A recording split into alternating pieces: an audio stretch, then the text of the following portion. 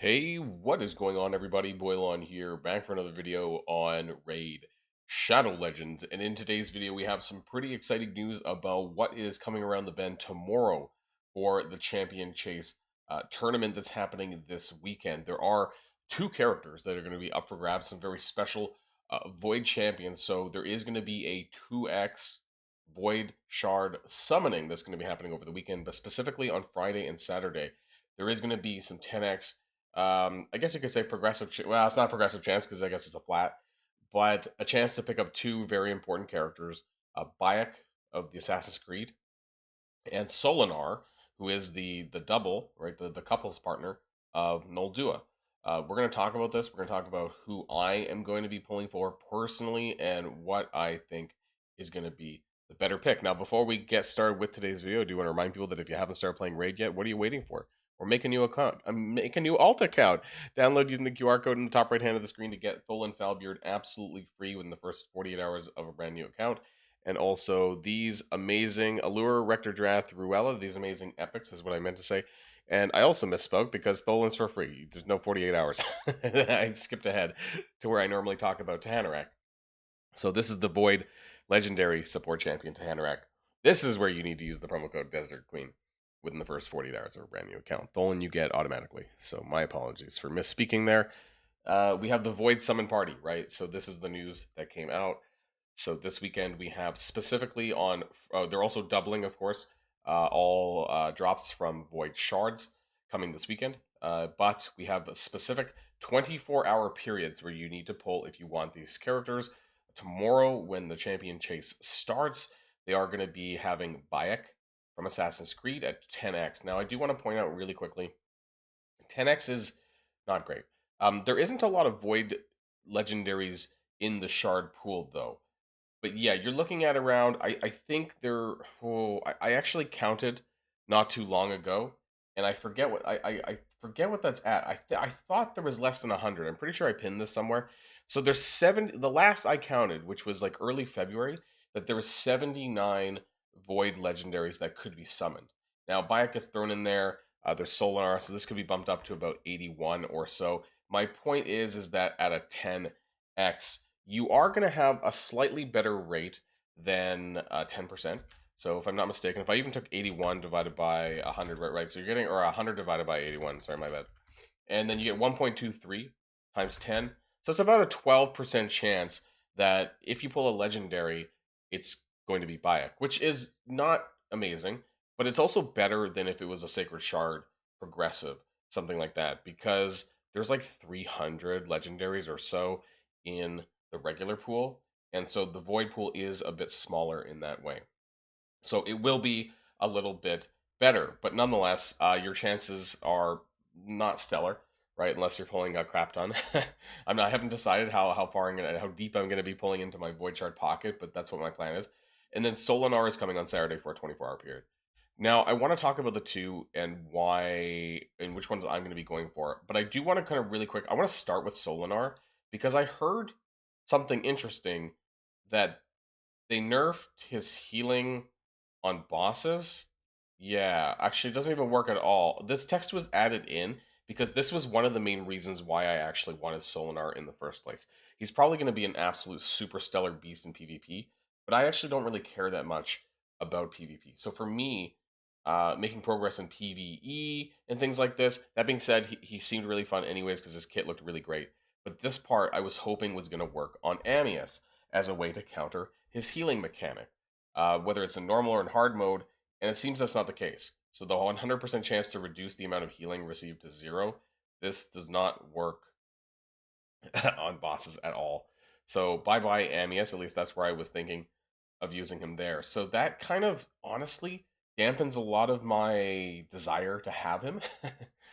He has a really great kit still. Like for PvP, he's going to be probably busted because you're going to be able to use Noldua combined with him, and it's going to hit really hard. Like his stuff, you don't need. He like auto crits if you have Noldua, which means that you can stack crit damage, and he's going to hit really, really, really effing hard.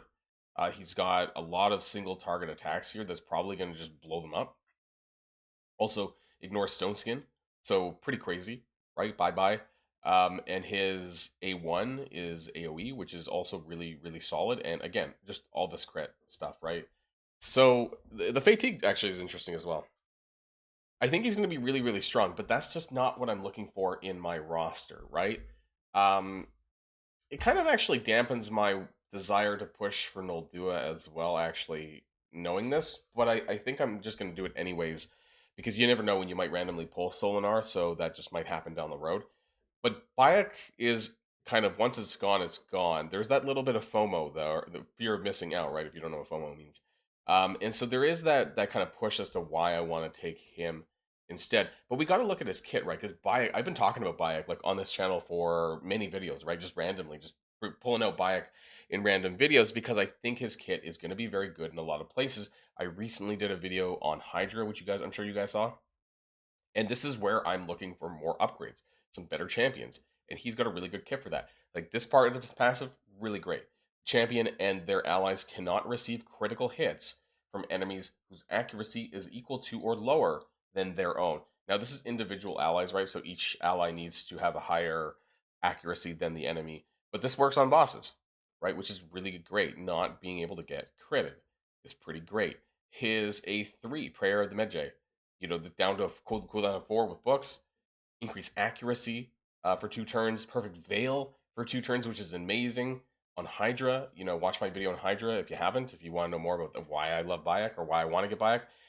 60% increased defense, and then it does defense 3 turns on himself, which is because he gets an extra turn. So this is like a free buffing skill to go into his A2, which is going to provoke the enemy for 2 turns. Great for the Hydra head if they have 3 or more debuffs. So you kind of now, this is only going to land 2. So you need someone else to go before Bayek because there needs to be at least 3 debuffs in order to place the provoke down for 2 turns. This is kind of important. So if you're doing speed tuning, you want to make sure another debuffer can go before him so that you can place some extra debuffs for this to make sure that at least in a Hydra scenario that you're provoking for 2 turns or maybe PvP actually for that matter, whatever that happens to be. Provoke is a very great skill in PvP as well, but it places a decreased accuracy debuff and a decreased resistance. So that's great. But the accuracy specifically is going to go hand in hand with this, right? So if they have a lower accuracy, can't get crit, right? So as long as this is on, and he scales by defense, which means he's going to be a pretty tanky character as it sits. He also can apply a leash debuff, right? And he fills his own turn meter by 20%, which is pretty good. So if you stack, if you make sure that he's a little bit speedy, then he's going to get his turn back around more frequently. You're going to always have these debuffs on, the provokes on, especially on the Hydra heads, and these buffs are going to be continually going.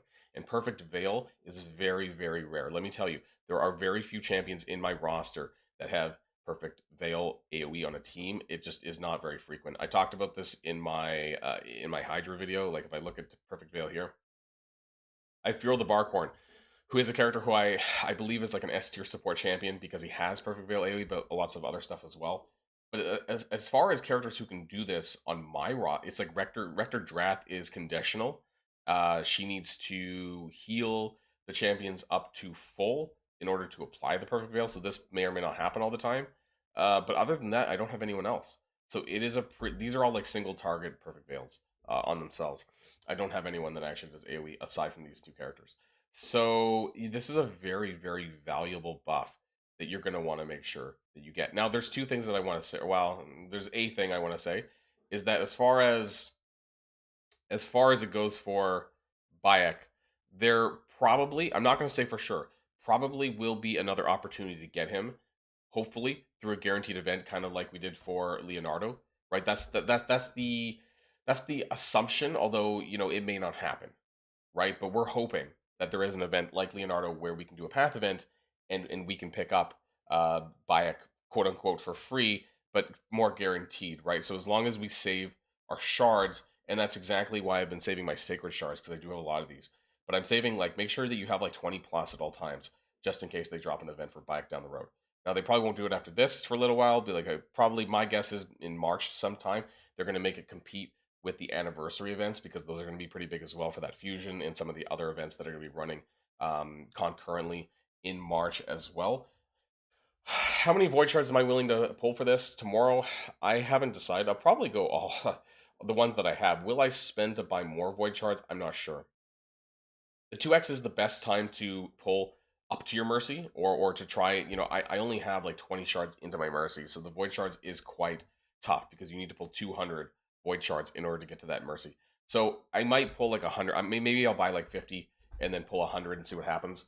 But it's only going to be a 1% chance at a legendary, and 16 it's still a great time to pick up new champions though, and you do get the most points on a champion chase by pulling void shards because you do get additional for void champions. So that is very important to note as well. But I don't want to touch my sacred shards. I did my ancient shards somewhere not too long ago. I believe I did a video on that, and then primals I'm broke on as well. So the only thing that really left now is void shards. Sacred shards is just not being touched for a champion chase. So let me know what your thoughts are in the comments down below. What are you going to be pulling for? Are you going to be pulling for, maybe you won't be doing anything.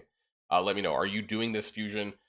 You will most likely need to do this champion chase tournament because there's a path event next week, which you can skip part of, but you will probably need to at least complete the points for this. Keep in mind that when it comes to champion chase tournaments and champion chase events in general, they're all tournaments, aren't they? You can do remnant summons to get additional points for that. You can do fragment summons, right? If you have any spare characters in there, you can use the fusion portal. Broadmaws, really great way to get additional points for this as well. So I maybe do this, or maybe I'll wait and do Broadmaw when I actually need points, so I'm not actually summoning anything. So I just wanted to let people know here at the end of the video. Now, before we go, I do want to remind people that if you haven't started a new account, download using the QR code in the top right, or make an alt account and get Thol and Falbeard absolutely free, and Allure, Rector Drath, and Ruella at accounts level 10, 20, and 30. And you can get this Void Legendary, speaking of Voids, Void Legendary Support Beast by the name of Tuhanarak. Just use the promo code Desert Queen in the first 48 hours of a brand new account. That's it for me, everyone, and I'll see you guys all on the next video. And if you like this video, make sure you hit that subscribe button if you haven't already, and you'll be greatly helping out the channel. Have a great day, and I'll see you guys on the next one.